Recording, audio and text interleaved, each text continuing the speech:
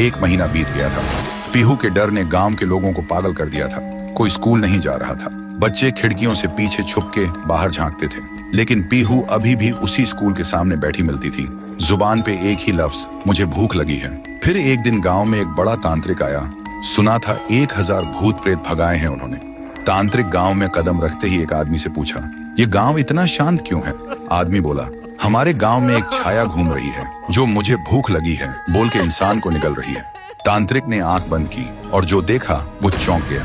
फिर उन्होंने गांव वालों को बुलाया और बोला, वो बच्ची की आत्मा किसी वस्तु में बंद है, हमें उसका असली घर ढूंढना होगा, वहीं कुछ मिल सकता है। फिर एक रात गांव के 2 जवान साहसी लड़के पीहू का पीछा करते हैं और देखते हैं पीहू एक पुरानी झोपड़ी के अंदर जाती है। दोनों चुपके से झांकते हैं। पीहू एक पुरानी गुड़िया के सामने और उससे बात कर रही होती है जैसे वो जिंदा हो।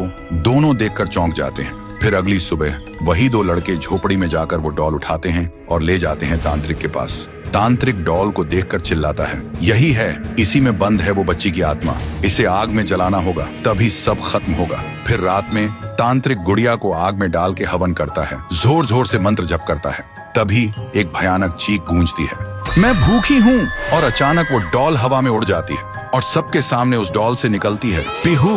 और जिन लोगों ने उस डॉल को छुआ था उनके शरीर एक एक करके पंडित जैसे फट जाते हैं। ये सब देखकर तांत्रिक भागने लगता है, लेकिन अचानक रास्ते बंद हो जाते हैं। वो पलट के देखता है, उसके सामने खड़ी होती है पीहू और वो बोलती है, तू मुझे जलाना चाहता था, अब तू जल। एक ही सेकंड में तांत्रिक के शरीर में आग लग जाती है और वो जलकर राख हो जाता है। उस रात के बाद गांव वालों को सब समझ आ गया था। पीहू ने सिर्फ उन्हीं को मारा जिन्होंने उसे दर्द दिया था, भूखा छोड़ा था, बाकी सब लोग ठीक थे। अगली सुबह गांव के सब लोग पीहू के सामने खाना लेकर आए और रो पड़े।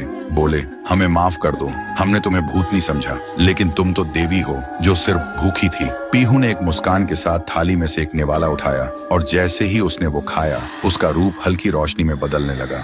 फिर वो हवा में मिल गई। उस दिन के बाद पीहू कभी नहीं दिखी। तब से वो गांव वापस वैसे ही हो गया, शांत, प्यारा और खुशी से भरा। तो दोस्तों, अगर कभी कोई भूखा बच्चा दिखे तो उसे भिखारी समझ के नजरअंदाज मत करना। क्या पता वो तुम्हारी इंसानियत का इम्तिहान हो।